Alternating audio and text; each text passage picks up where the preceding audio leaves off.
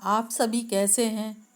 पूर्ण विश्वास है कि श्री राम की कृपा से स्वस्थ और सकुशल होंगे। मैं अनामिका आप सभी का अभिनंदन और स्वागत करती हूँ। श्री राम को कौन नहीं जानता है।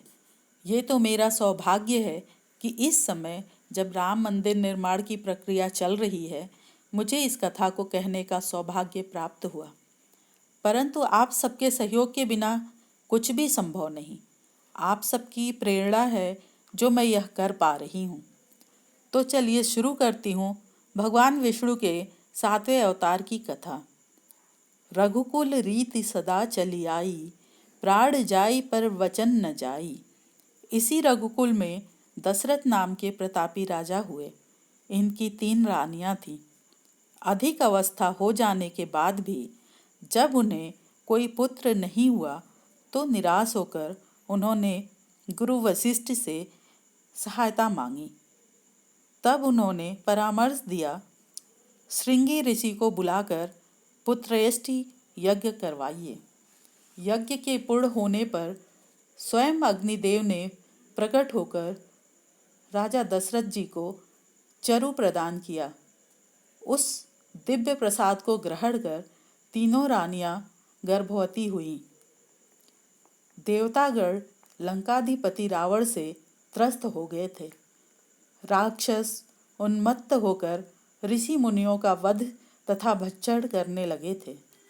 अधर्म के इस भार को पृथ्वी सह न सकी और देवताओं के साथ भगवान विष्णु की शरण में पहुंची।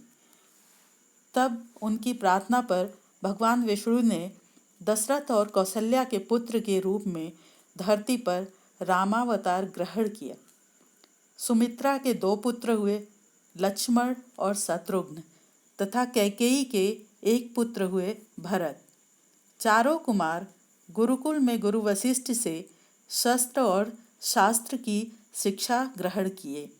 एक दिन राक्षसों से परेशान होकर ऋषि विश्वामित्र राजा दशरथ के पास आए और राम और लक्ष्मण को अपने साथ उनसे मांगकर ले गए। जहाँ राक्षस ऋषियों को पूजा और तपस्या में बाधा पहुँचा रहे थे, दोनों भाइयों ने मिलकर तपोवन को राक्षस विहीन कर दिया।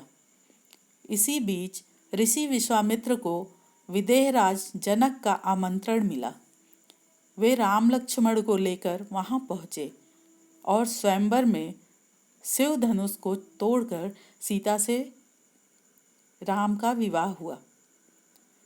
अपने आराध्य के धनुष भंग का समाचार सुनकर परशुराम जी क्रोधित होकर वहां पहुँचे, पर राम के शील, शक्ति और तेज को देख प्रसन्न हो लौट गए।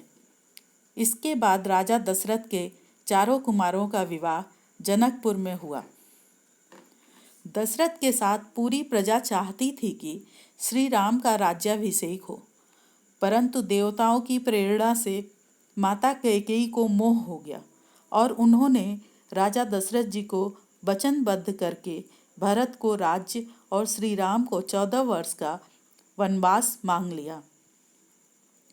पिता के वचन को पूरा करने के लिए श्री राम लक्ष्मण और सीता जी के साथ तपस्वी के वेश में वन को प्रस्थान कर गए। महाराज दशरथ पुत्र वियोग में प्राण त्याग दिए। भरत यह सब सुनते ही ननिहाल से वापस लौटे। पिता का अंतिम संस्कार कर श्री राम को वापस लौटाने चित्रकूट पहुँचे। श्री राम की आज्ञा से उनकी चरण पादुका लेकर उसे ही सिंहासन पर विराजमान कर अयोध्या को संभालने का संकल्प लिया। भगवान श्री राम महर्षि अत्रि और सती अनसुईया के दर्शन कर वहां से प्रस्थान किए। चित्रकूट से आगे बढ़ने पर श्री राम ने भारद्वाज, शरभंग, सुतिक्षर, अगस्त्य आदि ऋषियों का दर्शन करते हुए दंडकारण्य पहुँचे और वहीं पर वनवास का समय व्यतीत करने लगे। एक दिन वहां रावण की बहन पहुंची और उन पर मोहित हो उनसे प्रणय का निवेदन करने लगी। इस पर श्री राम जी की आज्ञा से लक्ष्मण जी ने शूर्पणखा के नाक और कान काट लिए। शूर्पणखा रावण के पास पहुंचकर अपनी व्यथा सुनाई। तब रावण ने छलपूर्वक माता सीता का हरण कर लिया। जब श्री राम वापस आए तो कुटिया खाली देख सीता की खोज में निकले। मार्ग में उन्हें आहत गिद्धराज जटायु मिले, जो रावण से सीता को बचाते हुए आहत हुए थे। राम को सारा हाल बताकर उनकी गोद में ही प्राण त्याग दिए। इसके बाद कई असुरों का वध और सबरी के वीरों का आस्वादन करते हुए वे पंपापुर पहुँचे। वहाँ हनुमान जी और सुग्रीव से मिले।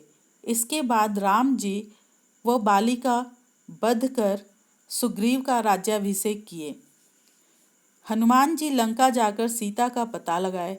सुग्रीव के साथ विशाल वानर सेना लेकर प्रभु श्री राम सागर तट पर गए और राम सेतु का निर्माण करा लंका पर चढ़ाई कर दी। इस युद्ध में रावण अपने भाई कुंभकर्ण, पुत्र इंद्रजीत और समस्त राक्षसी सेना के साथ मारा गया। लंका पर विजय कर वहाँ का शासन विभीषण को सौंप भगवान श्री राम, लक्ष्मण और माता सीता के साथ पुष्पक विमान से अयोध्या लौट आए और अयोध्या के सिंहासन पर विराजमान हुए। मर्यादा पुरुषोत्तम श्री राम का राम राज्य आज भी सुशासन, सुव्यवस्था और शांति के लिए एक उदाहरण है।